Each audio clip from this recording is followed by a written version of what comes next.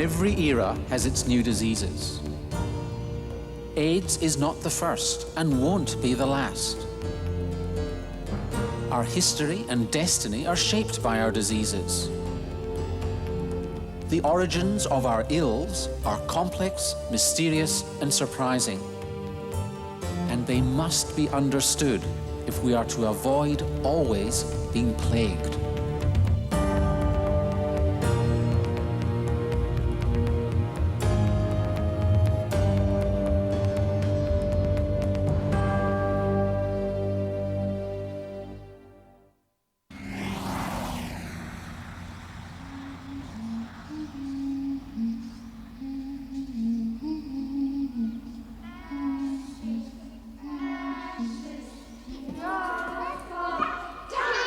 Well, she was a very healthy person.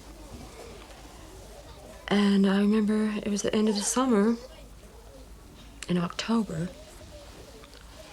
And I remember coming in one day, and out of the blue, she looked horrible. I was standing in the front office, and I looked at her, and I said, God, you look terrible. You should go home. She had a bad cough, and she was pale, and her lips were almost blue.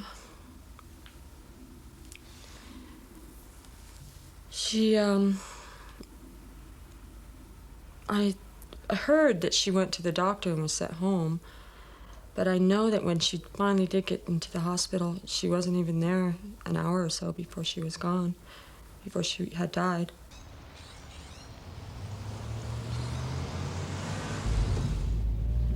On a Wednesday morning in October, I received a phone call from the pathologist at Barton Memorial Hospital. And he said, we had a 47-year-old woman die Saturday night in our hospital from a fulminant pneumonia. She came in at 6:30 in the evening on Saturday in severe respiratory distress.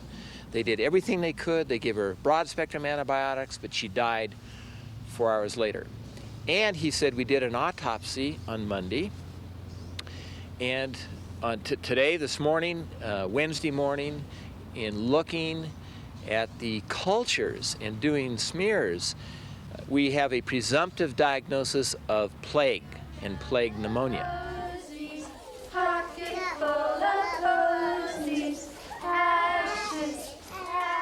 In one of the most developed nations on Earth, a kindergarten teacher has died of plague, the Black Death. The same disease which devastated Europe in the Middle Ages is still a threat to us. I think she truly loved coming here and working with these kids. And you can tell they loved her back. And the day she went home sick, she kissed every one of them. They were sleeping, and she gave every one of them a kiss before she went out the door. She kissed them, and then she died. But where did the teacher's catastrophic illness come from? Plague only infects humans by accident. It's actually an animal disease which has found its way into Californian squirrels and chipmunks. And from there, it's just a short jump to our pets. In talking to the physicians who saw her in the emergency room, they indicated that she reported in the emergency room that she had a cat that had become sick during the week prior to her illness, during 3 or 4 days before her illness, and that this was an outside cat. And about a week before her illness, this cat had brought in a chipmunk, a dead chipmunk. And then a few days later, this cat became ill. And this was a kind, loving woman, and she nursed this cat. So she held this cat that was sick. And the cat, on the Sunday night before the woman's illness, was sneezing, was coughing, was wheezing. It had a discharge from its nose. That weekend that her cat was sick, she had a family reunion. The entire family was up here, and the cat slept on her daughter's chest that night. She didn't get the plague. We were really lucky that we didn't get the plague, and her family was very lucky. We were exposed to it. We all were exposed to it. There are 3 types of plague. septicemic in the blood, bubonic in the lymph glands, and pneumonic, the most contagious of all, which infects the lungs. Pneumonic plague is what the teacher had. It kills so fast that antibiotics are often useless. And it's spread by as little as a sneeze. Our anxiety level was very high. We were very worried that we would see more cases of plague pneumonia popping up from those around her, those that were exposed. But after 3 or 4 days went by, then we breathed more easily. But it was a puzzle, and it still is a puzzle. Here we have an infectious disease that decimated populations in Europe. And we have no other secondary cases of plague pneumonia. And so, you wonder, why could that be? Why could that be? Polar bear roll call. Come to bears, please. Come to bears, polar bears. It'd be very tempting to think of epidemics a bit like hurricanes or flashes of lightning coming out of the blue, pure accident striking society but from nowhere.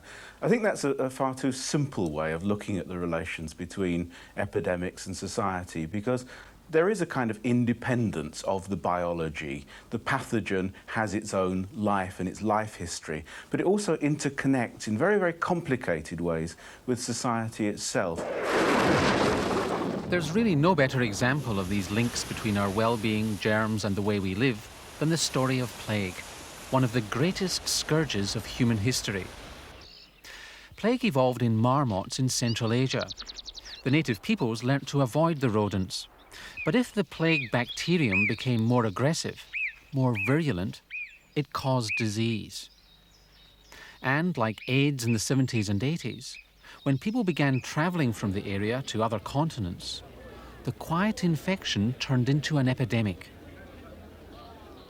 The world has seen 3 major pandemics of plague, but the really big one was the second, which took off in 1345.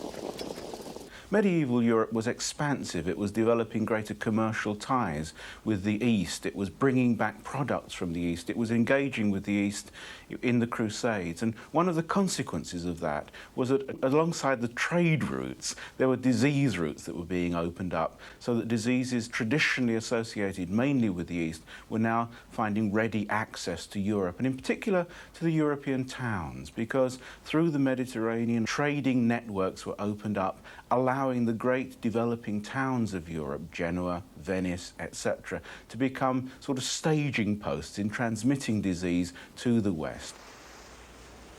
Burgeoning sea travel took the Black Death from the Crimea to Greece and Italy. And from there it swept carnage through Europe. Late medieval society is a society in considerable turmoil. Feudalism is breaking up because of the development of a money economy. The towns are growing. You're getting riots of the peasants against their masters. Towns are serving as centres of refugees. And so it's particularly in the towns that you get this growing body of urban poor, the rootless people who are living within the confines of small, walled, castellated cities. They're desperately overcrowded. There's a great deal of poverty. There is a lack of civic amenities, a lack of civic government often. And so you get the kind of breakdown of basic amenities that are necessary to sanitary and hygienic living. This social chaos was the ground on which plague thrived. It was called the Black Death because of the agonizing black and pus-filled lymph glands, the buboes. 1 in 4 people died. There were few to care for the sick. The stench of death and disease filled the streets and was overpowering. Plague changed people's lives. They were lost, angry, and confused. They wondered why all this suffering had been inflicted on them. There was a crisis in faith. The clergy were decimated. People searched for reasons to explain what was happening. They blamed the strangers in their midst, like the Jews. In those days, they had no idea about germs. One theory was that the death was brought by a miasma, by fetid air which rose from the ground. Another more potent and indeed more accurate notion was of contagion, that there was something being transmitted between people which caused the disease. In the 300 years that plague lasted, this fear of the outsider, of the contagion which the outsider brought, came to be reflected in punitive public health measures, particularly in Italy. Some Italian states isolated visitors for 30 days, Trentana, and when that didn't work, they tried 40 days, Quarantana, quarantine.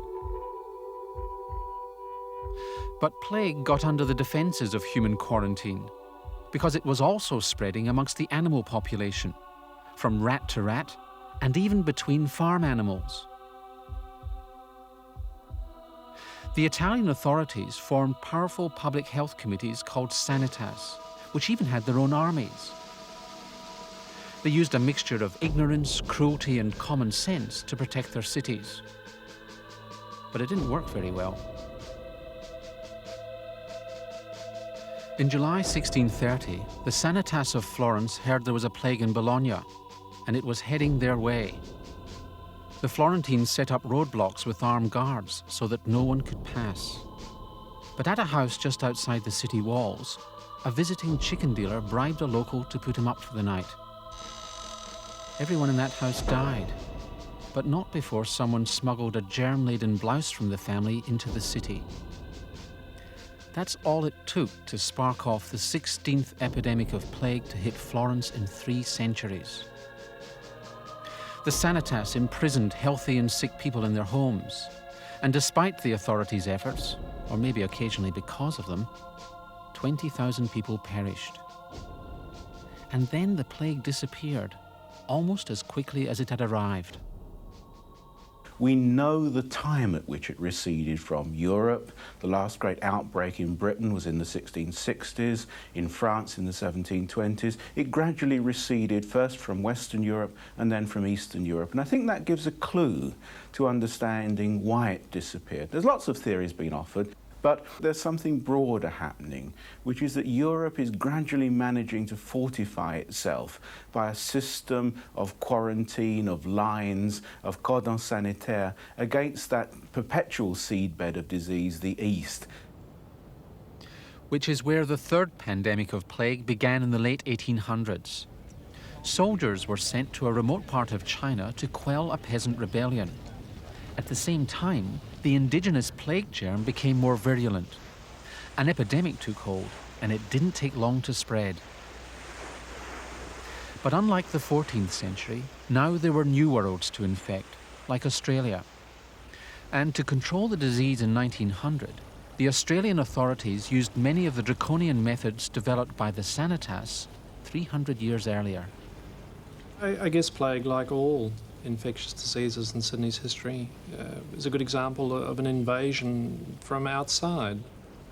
The early cases of the disease were people who worked close to the wharf area or in factories that were very close to the Darling Harbour wharves.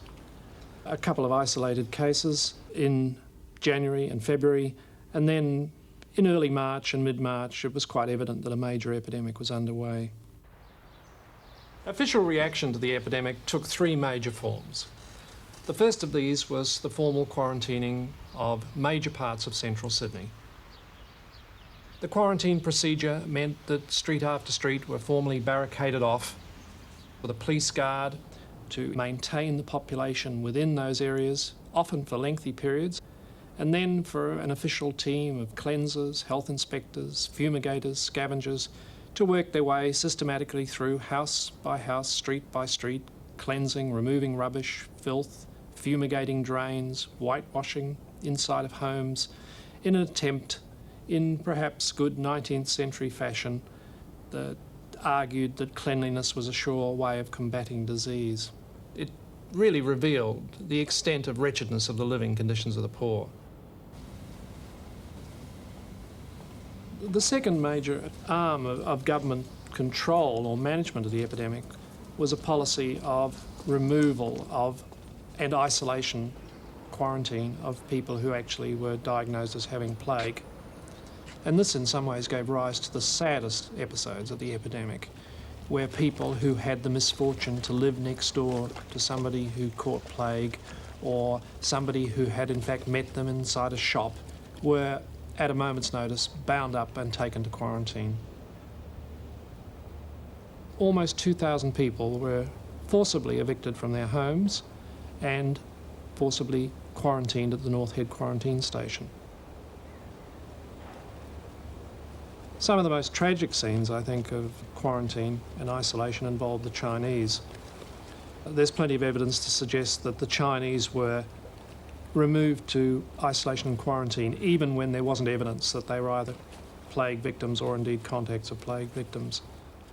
The whole history of Chinese immigration to Australia is very much bound up with accusations that the Chinese brought with them a whole range of diseases. Very early on in the epidemic, Ashburton-Thompson, who was the Chief Medical Officer of Health, accepted the connection between rats, fleas and plague, and in fact he's one of the world pioneers. It's probably the first time that this was actually appreciated and put into action in terms of a measure of control. The key discovery was that the rat's flea spreads plague. What happens is that the blood of rats is infected by Yersinia pestis, the plague germ. The rat's flea then digests the plague-contaminated blood. Sometimes the germs block the flea's stomach, so the insect retains the plague bacteria. If the rodent dies, the flea has to find a new home. They'd prefer another rodent. But if that can't be, then anything will do, including a passing human. And in this way, plague finds a new victim. To stimulate the public's interest in exterminating rats, the government actually put on a tuppence capitation fee on all rats delivered to a central furnace in Sydney. Later they increased this to sixpence per rat delivered.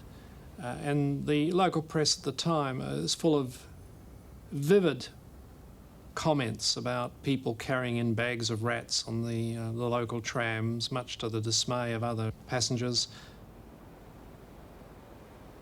It's difficult to know what we did here would have made any difference to the epidemic and whether or not it would have perhaps been self-limiting without all this intervention and without all this trauma, misery, fear and panic.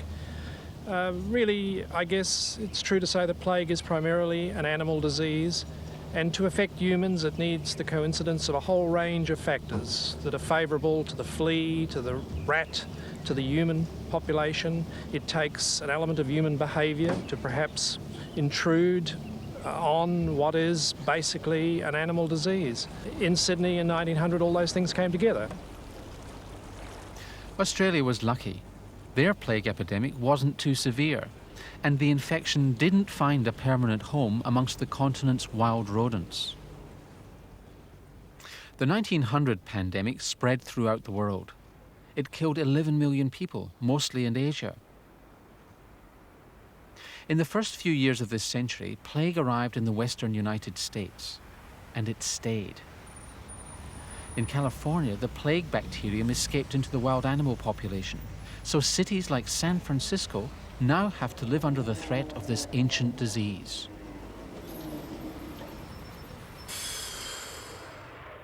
Plague-infected rats have been discovered near the international airport, and their rodent cousins have found a niche on the nearby San Bruno mountain.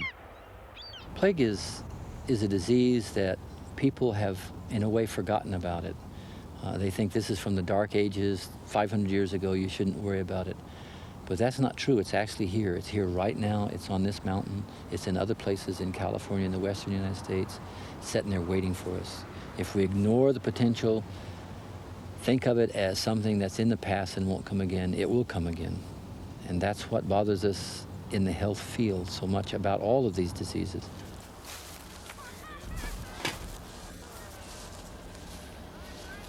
San Francisco has teams of people whose job it is to control plague. Randy Blair is constantly on the alert, looking for an animal epidemic of plague which could get to unsuspecting humans. Hot dog. Garrett? Paramiscus out of this. Yeah, not doing real good today. There are two animals involved. One microtus or field mouse or vole, and the other is a little deer mouse or paramiscus. Here's one. Looks like it's got something in it. Yeah, paramiscus.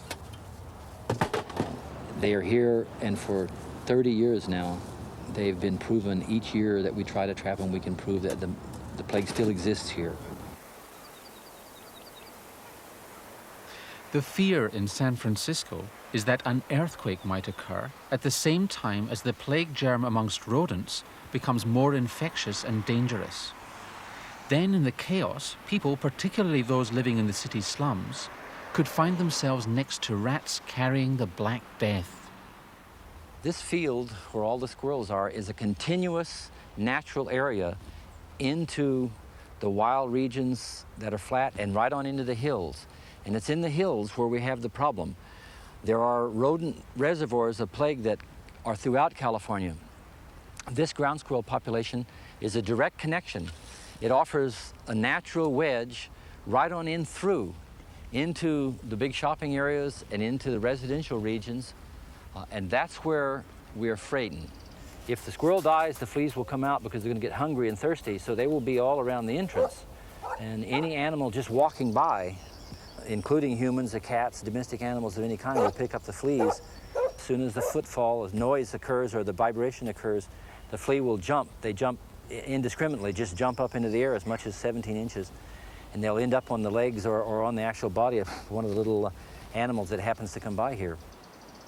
If the plague ever does move through, then the squirrels die, the rats get their fleas because it's the most likely place for the squirrel fleas to go. The rats will get the plague, and the population of rats are continuous right on through to the big city. Now, the only vulnerable point in all of this mess is the squirrels. It's impossible to do much with the rats as a sudden thing. It's easy to break the squirrel chain, and that's why we always want to try to keep them under control, at least under control. It's impossible to eliminate them 100%, you wouldn't want to. But it's the only vulnerable area from that mountain area down into the city. Plague is unquestionably the most devastating disease that's ever affected mankind. It's not slow and insidious like AIDS. Plague is a disease that if it starts, it's horrendously fast. It's extremely fast, and by the time you get control of yourself and your facilities to try to beat the plague back, thousands upon thousands of people could be affected. So we have to be ready for it at all times. Almost got away. This is Lake Tahoe. They're trapping squirrels to check their fleas. The jar contains ether, which not only knocks out the squirrel, it stuns the fleas and stops them jumping. I see some fleas already. I need a label, Kim. Okay. Give them a nice little haircut here.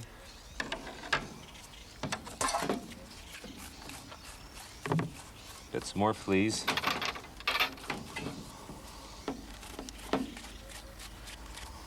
Got lots of fleas. 4. If these fleas test positive for plague, then preventive measures swing into action. 481. 48101.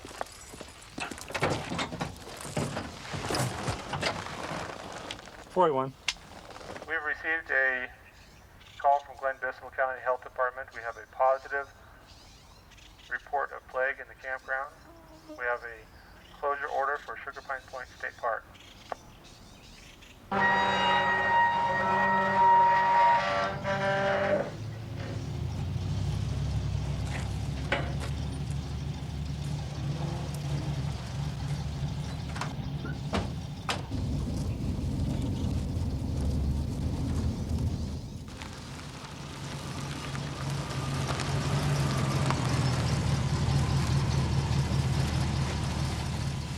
This is where centuries of plague and millions of deaths have led us. And it seems like such a simple form of biological control. All that lies between the squirrels and plague amongst humans is a low-tech piece of plastic piping, a bait, and some flea powder.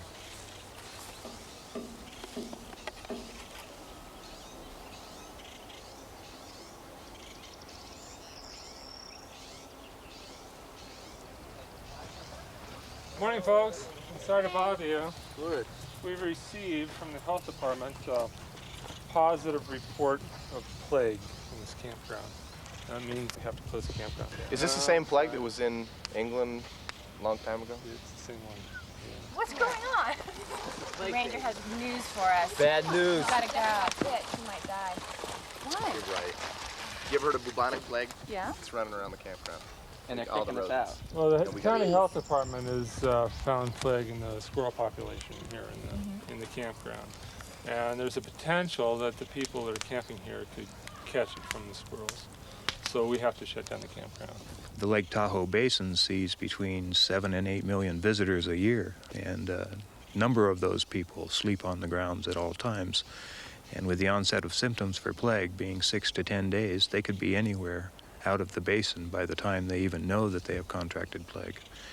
So we try to let the people know that plague's in the area on a consistent basis. We may not find all the areas where it is active, and then when we do find active areas, we certainly get in there and control it and do what we can to eliminate the potential for transmission to humans.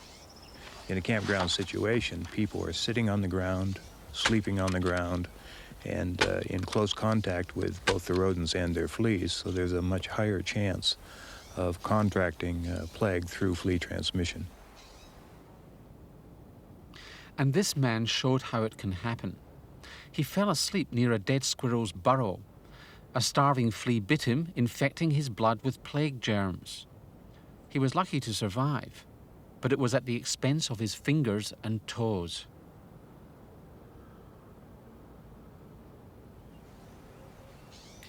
The potential horror is hidden amongst the trees. But at least it's in a country where there's the knowledge and the resources to maintain some kind of control. Plague is all too real in several developing nations and kills untold numbers of people each year, largely because of their appalling living conditions. It would be in our interest to see that those people's lot is improved, if only to reduce the areas of active plague in this small world of ours. And in any case, the Black Death isn't the only ancient disease lying in wait. It happens very quickly, the diarrhea and vomiting. Then the cramps begin, those awful cramps in your stomach, arms, legs. You still want to be sick. You still have diarrhea, but there's nothing left in your stomach. It's so cold, icy. Your skin turns blue. The thirst is incredible, but you're frightened to drink because if you do, the agonizing cramps get worse. Over 250,000 people have recently suffered from this disease in South America. And now it's on the move again, possibly to the Alabama coastline, where scientists are worried that the disease may have spread. The disease is cholera, and it's lurking in the waters on our doorstep. Cholera is an infection which takes advantage of a changing environment, usually due to what some people call progress. It's an ancient disease, but it only arrived in the United States and Europe in the mid-19th century.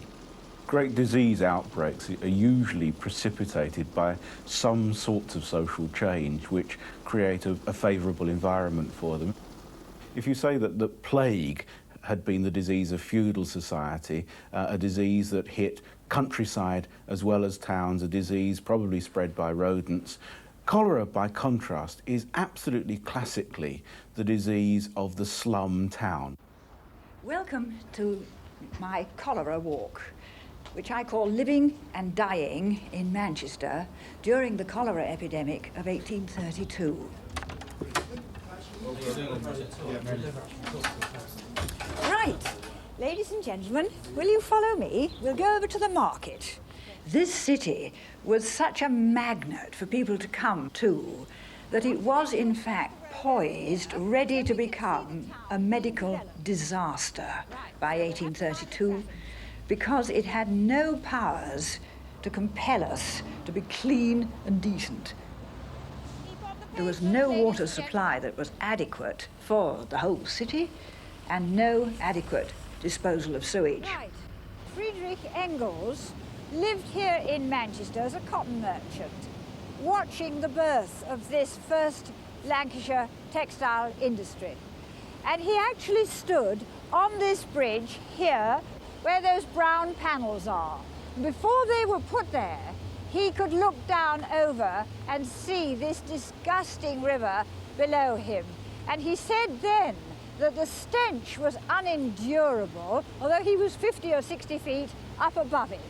So you can read his description, the black slime, the gas bubbles rising, the stench, the tanneries, the boneyards. No wonder in his condition of the working class in England, he thought, this society will never hold together.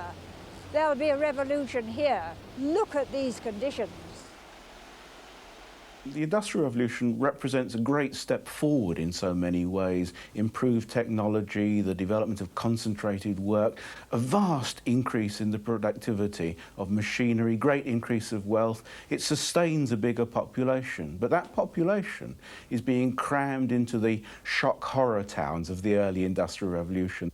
Towns where slum development is taking place, where there are very few civic amenities, towns where there's poor drinking water, no sewage, there's overcrowding, bad ventilation, no civic government. So progress, in a sense, is also creating its problems. And that's the environment that's perfect for the accident, if you like, of cholera to invade. Cholera's first home was the mouth of the Ganges, where it lived for centuries before British colonisation and increased trade flushed the disease across India and up into southern Russia. When Russian armies invaded Poland, Warsaw was starved into submission, and an epidemic of cholera broke out, which soon engulfed Europe. You've got something happening on a world level, which is a vast expansion of colonization, of trade, of imperial expansion. And so the contacts between the East, the Indian subcontinent, where cholera traditionally had been confined, are so much quicker, so much more expanded in the early 19th century. It's easier for it to spread. Disease was nothing new in urban society, but cholera was catastrophic in a way, and it led to great political change. I think this was for several reasons. The poor thought that the authorities were often to blame, that they were perhaps poisoning the wells, that they wanted to kill off surplus poor population. The doctors and the authorities, by contrast, blamed the poor for their awful style of living. The preachers blamed everybody, more or less, and this led to a growing social suspicion, growing class hostility, often to riots. Our modern urban environment is very much the product of the great panics that cholera and other killer diseases caused in the 19th century. A disease of the poor had the nerve to threaten the European rich. And so it was self-interest as much as anything else that hastened social reforms. And so you've got a huge apparatus of legislation, of civil engineering, the drainage system, the sewerage system, the clean water system, all of these being built up in the Victorian towns, in England, in France, in Germany, which provide a kind of immunity against further invasions of the pandemic. A cathedral to British hygiene, a Victorian sewage works. And what's remarkable is that these facilities were built before people even knew that cholera was caused by a germ.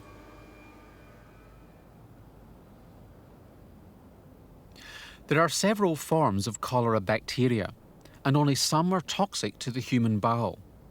If these cholera germs are swallowed in food and water, they can infect the velvety lining of the gut, which then becomes inflamed and sloughs off. This makes the body lose enormous volumes of fluid, and unless these fluids are replaced, the person often dies of dehydration. The feces of sufferers are full of cholera germs. If people are living in cramped, poor housing, it's easy to contaminate the family. And if people are living in a city where the drinking water mingles with sewage, it's easy to contaminate the rest of the population. So given that this knowledge has been available for a century, it makes the cholera epidemic in South America even more of a tragedy.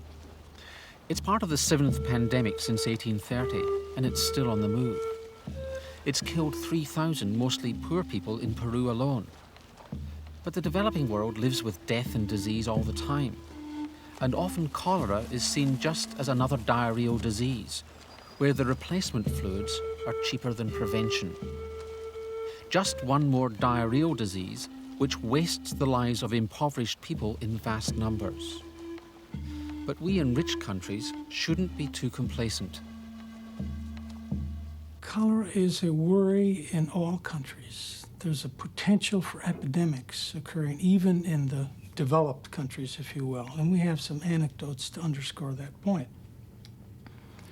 The city of Istanbul, the European part of that city, experienced a major outbreak in 1971, many thousands of cases, that was transmitted by a deficient municipal water system.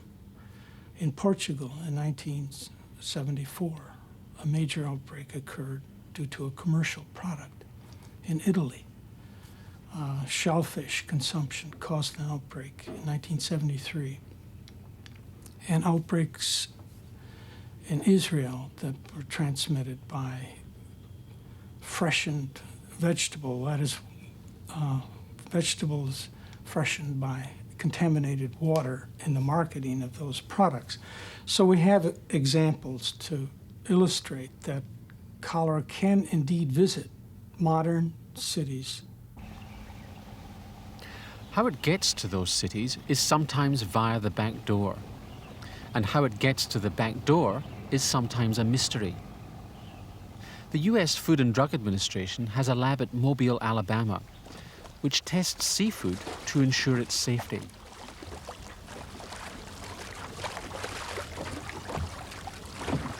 They're mainly worried about run-of-the-mill food poisoning. But recently, when FDA scientists were out routinely sampling oyster beds, they made a horrifying discovery.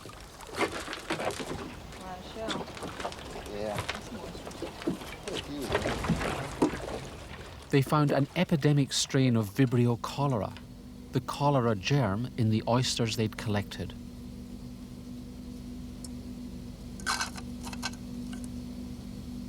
Well, in the sequence of testing, we didn't know initially what we had. We knew we had Vibrio cholera, and when we did the serology, it came up Vibrio cholera 01, which is the serotype of epidemic strains.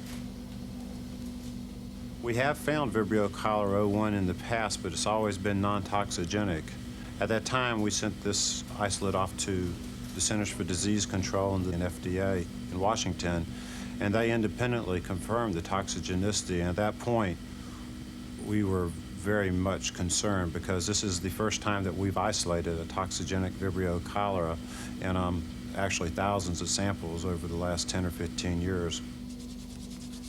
I guess as a researcher, it's gratifying to know that you found the organism before it caused any cases. Usually there are cases and then the organism's found. So, well, I have close friends in the area who depend on seafoods for their livelihood.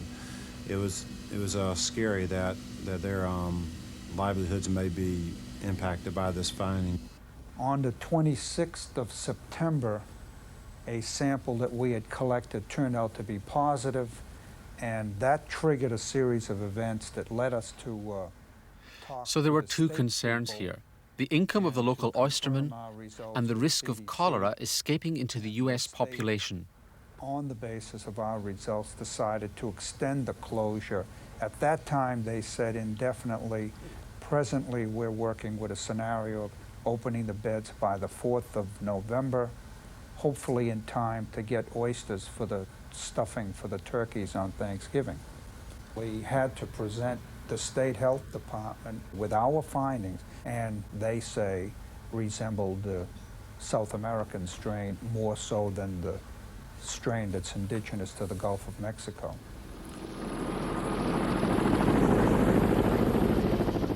It may well have been the Latin American strain, but how did it get to the bay, and how do they prevent it spreading?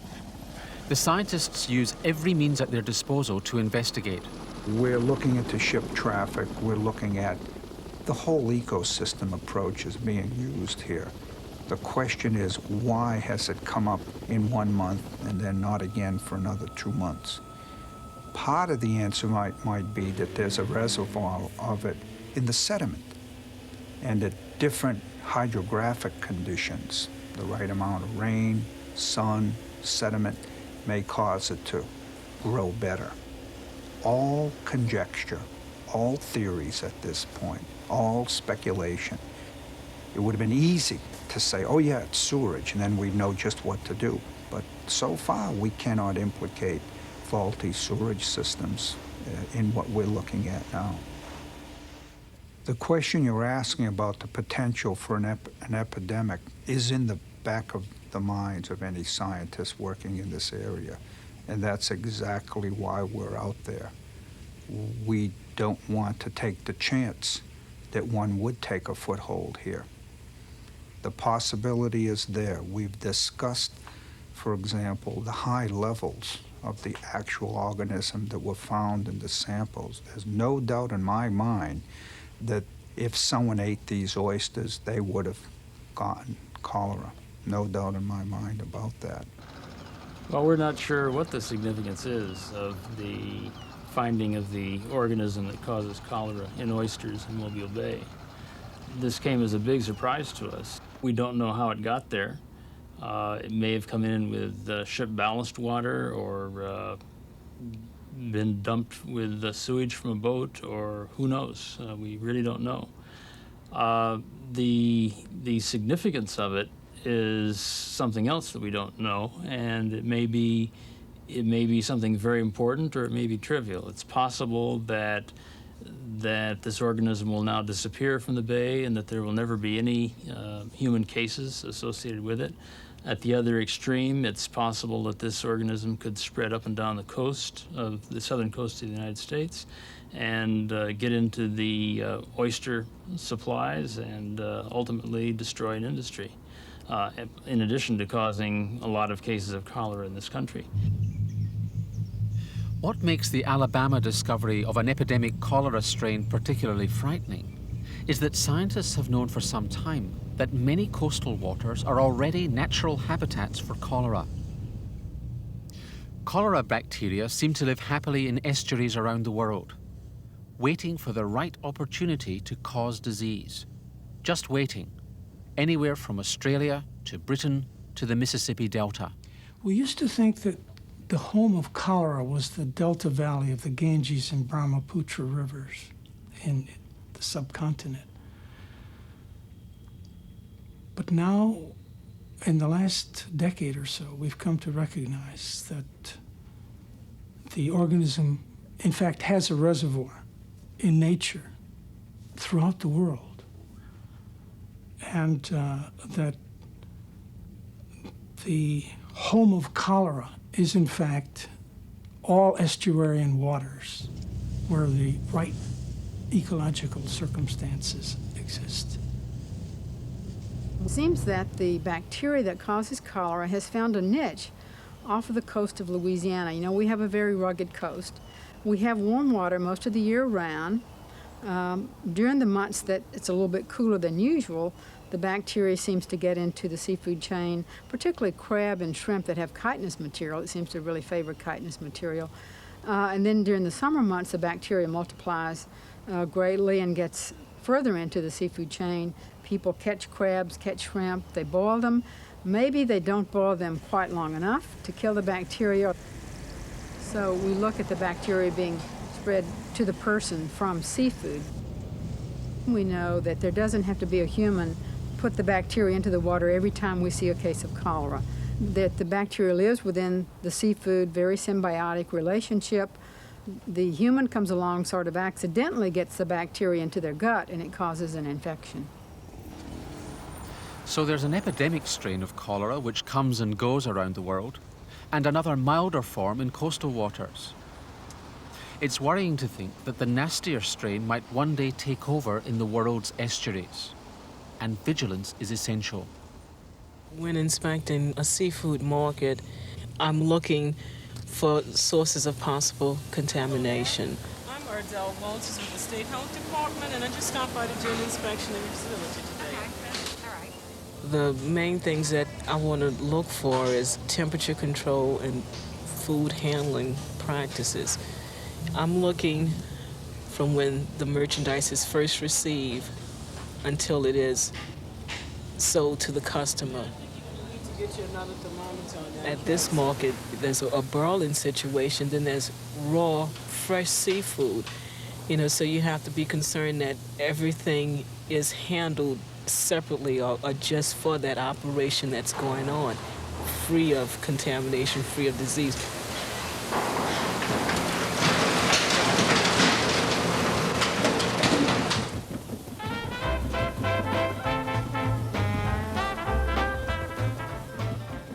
New Orleans is famous for its seafood and attracts people from all over the world.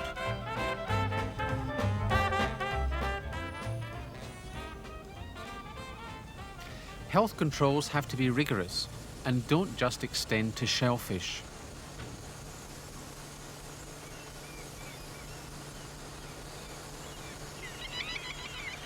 Through routine checks of the sewers and sewage works, the authorities can monitor and trace anyone who excretes cholera germs into the system.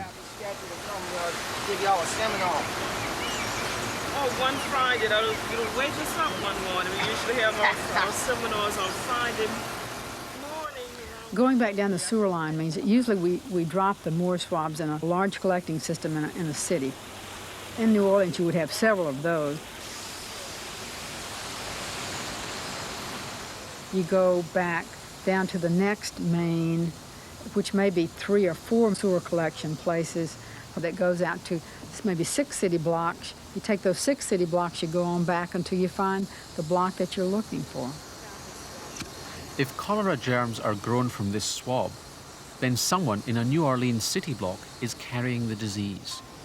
If you do enough interviews within those blocks, those houses around that area, then you will find someone that's put out the bug. Every time it worked. The perfect system.